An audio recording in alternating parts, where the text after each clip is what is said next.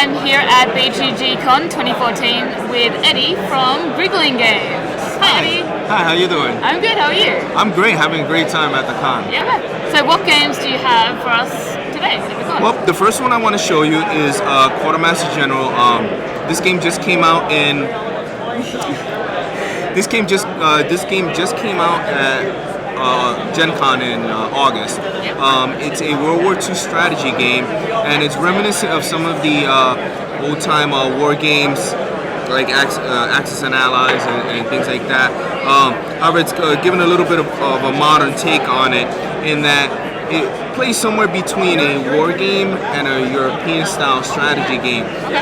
In this game, instead of playing for total world domination, you're playing for control over supply lines, as the name suggests, Quartermaster General.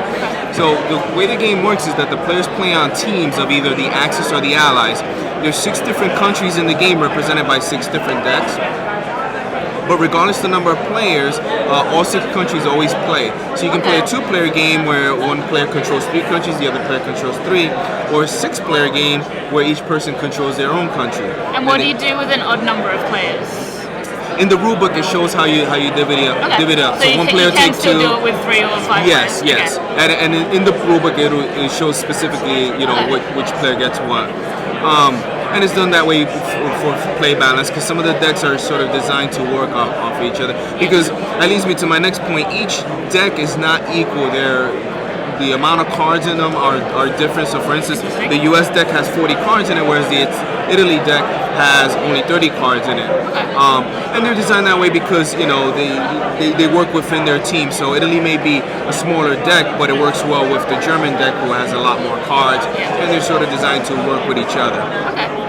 But in this game, the players are playing for points, and you get points by capturing and holding these star locations on the board, which are supply cities, and they earn you points. Now, each country will earn points on their own turn, but it goes to a team total. And the team total, I don't know if it's shown, you can see it, but it's these little Axis and Allies token? Yeah, these little markers will go around the track and will mark your points. Now, the players will go for 20 rounds. At the end of 20 rounds, the team with the most points wins.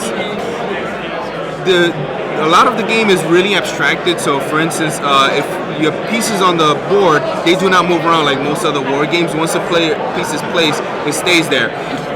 So, for instance, if Soviet Union wants to go out to attack Germany, they don't move their pieces there. Instead, they will play a build army card. As you can see, the text is very simple on this card. They simply play the card and it'll let them add a new piece to the board. But it has to be in supply, which means it has to be able to trace a line back to one of these locations.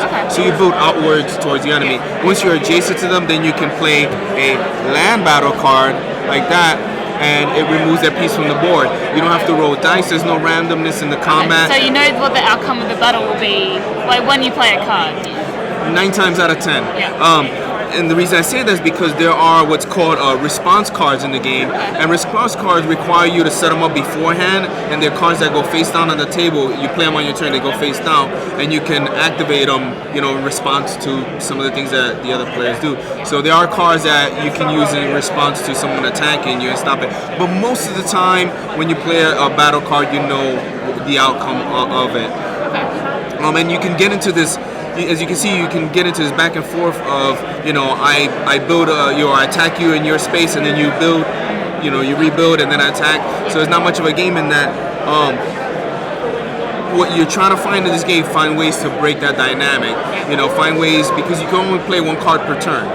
So you want to find ways where you can get sort of a 2-for-1 action, and some of the decks have that built into some of the cards. Otherwise, you have to sort of figure it out. And that's the fun of the game, is that each deck plays very differently from the others. When you sit down and you play as Germany, you're going to have a much different experience than as if you play as the United States, or if you play as Japan or Italy. They all have their strengths and weaknesses, and I think discovering that is like the biggest joy of the game. At least it is for me. And how do players play cards? They have a hand at the start of the game that they refill? Yes, you have a hand of 7 cards. The way the turn goes, you're going to have a hand of 7 cards. You must play a card on your turn. It's the first thing you do. You play the card, and then you check for supply. What that means is you're going to look on the board and make sure that all your guys can trace a line of supply back to the start location. If they cannot, those pieces are removed from the board. So you want to be careful, make sure that you guys are supplied. Yeah. Then you're going to score points based on what locations you have on the board. And then you go into the discard phase. Now this is one of the most strategic parts of the game. You don't have to, but you can choose to discard cards from your hand.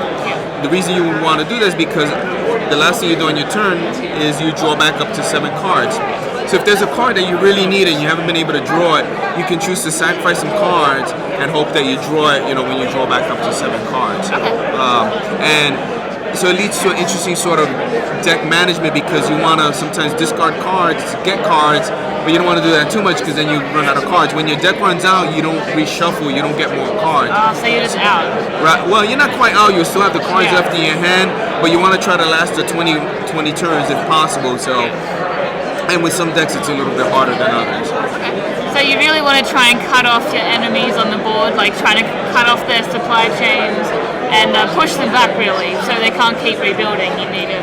Right. Well, your primary focus in the game is scoring the points. If you're spending all your time just attacking, then you might not be doing the most optimal thing. Now, sometimes you do want to attack to deny them points, but it's a little bit more important to set yourself up, to get more points that outdo them, because you're never really gonna wipe out anybody. I mean, you sort of can, but usually most countries have a way to kind of get back in the game if they've been kind of wiped out.